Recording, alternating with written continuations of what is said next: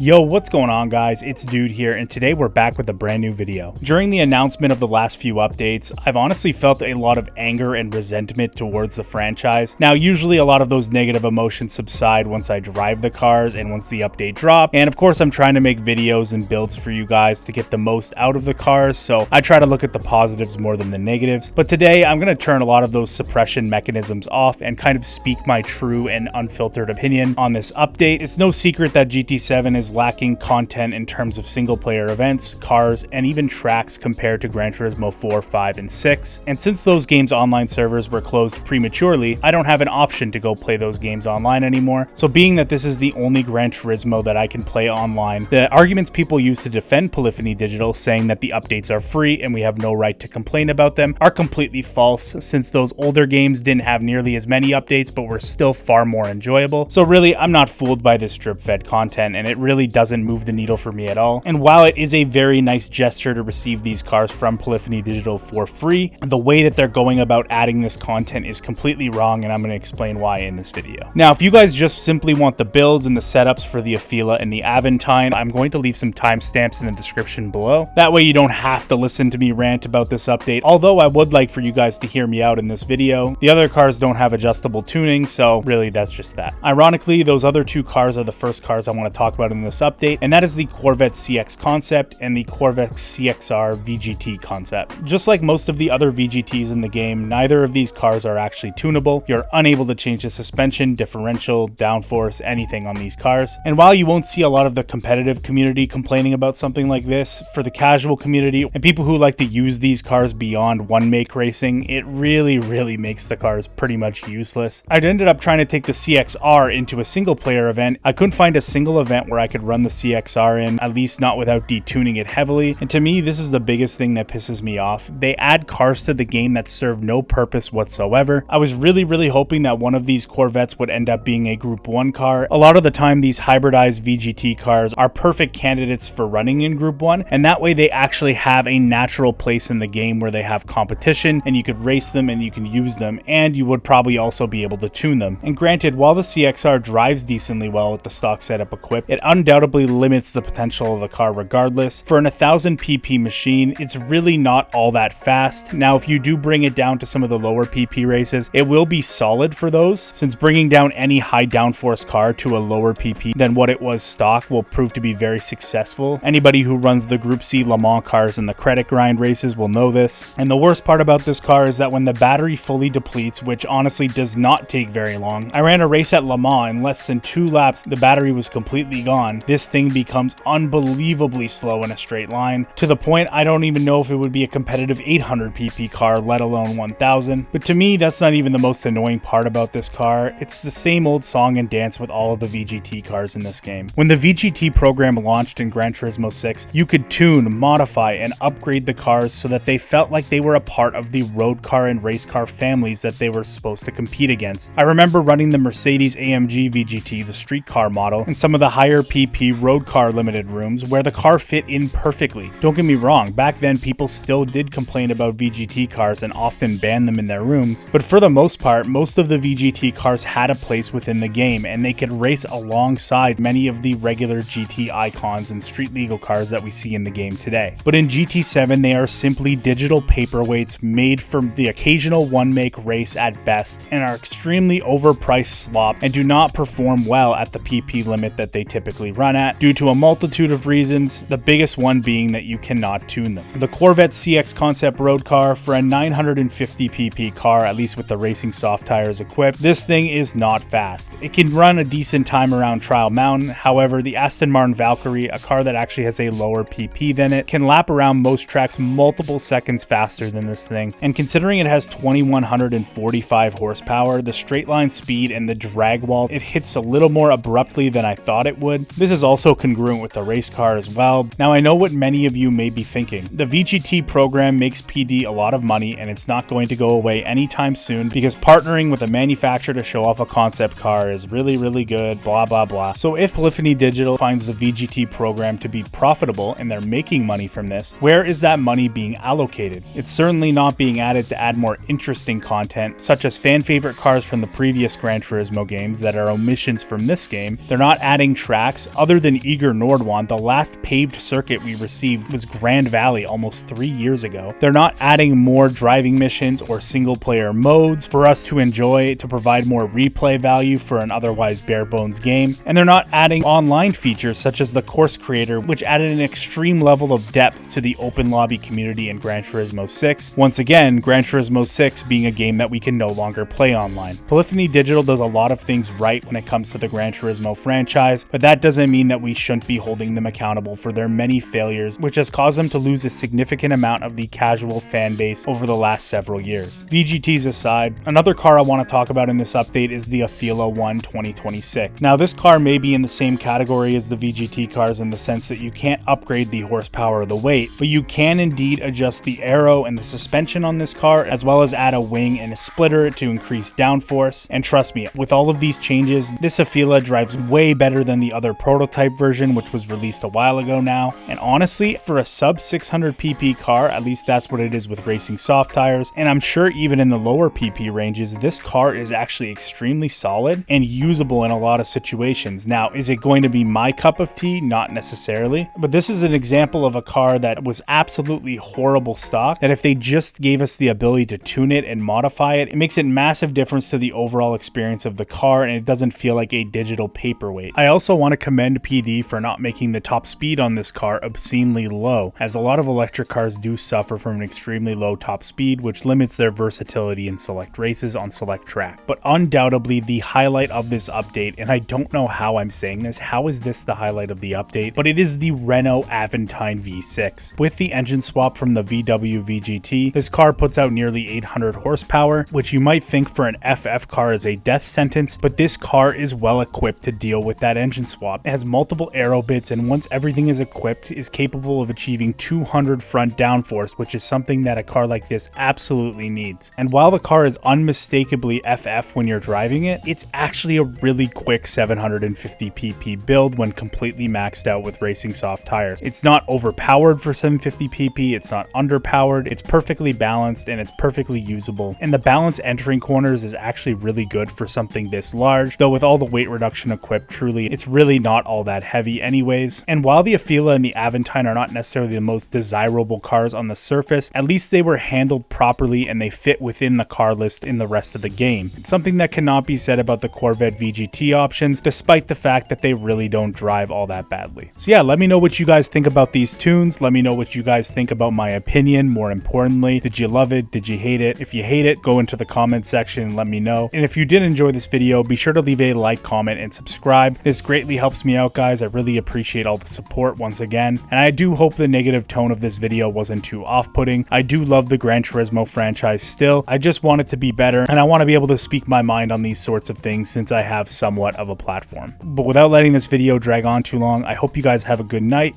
It's been your boy Dude, and I'm out. Peace.